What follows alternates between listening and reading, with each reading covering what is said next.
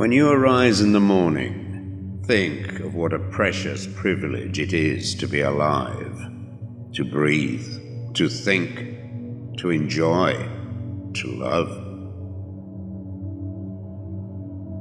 The happiness of your life depends upon the quality of your thoughts. Look well into thyself. There is a source of strength which will always spring up if thou wilt always look. Do not indulge in dreams of having what you have not, but reckon up the chief of the blessings you do possess, and then thankfully remember how you would crave them if they were not yours. The object of life is not to be on the side of the majority, but to escape finding oneself in the ranks of the insane. Here is a rule to remember in future when anything tempts you to feel bitter. Not, this is misfortune, but to bear this worthily is good fortune.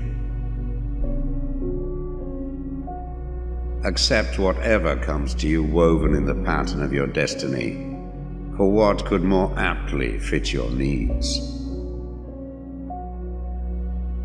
You don't have to turn this into something. It doesn't have to upset you. To live a good life, we all have the potential for it if we learn to be indifferent to what makes no difference.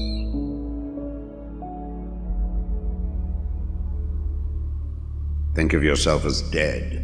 You have lived your life. Now, take what's left and live it properly.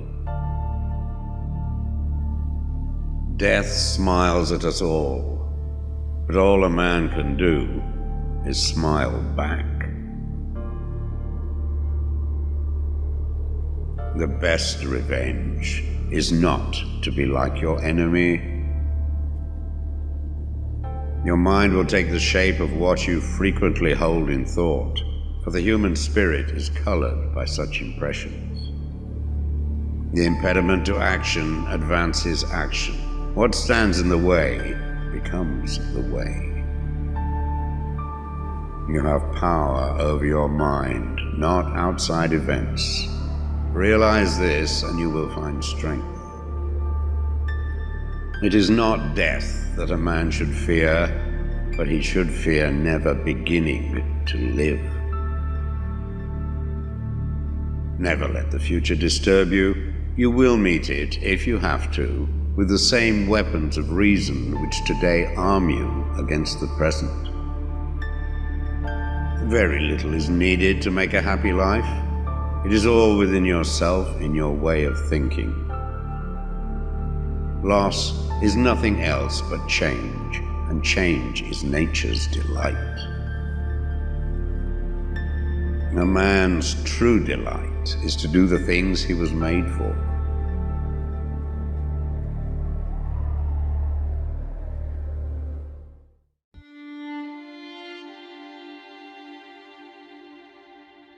True happiness is to enjoy the present without anxious dependence upon the future. Not to amuse ourselves with either hopes or fears, but to rest satisfied with what we have, which is sufficient. For he that is so wants nothing. Begin at once to live, and count each separate day as a separate life. It is not because things are difficult that we do not dare. It is because we do not dare that things are difficult.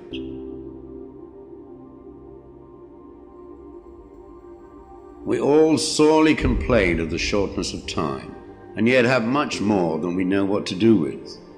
Our lives are either spent in doing nothing at all, or in doing nothing to the purpose, or in doing nothing that we ought to do. We are always complaining that our days are few, and acting as though there would be no end of them.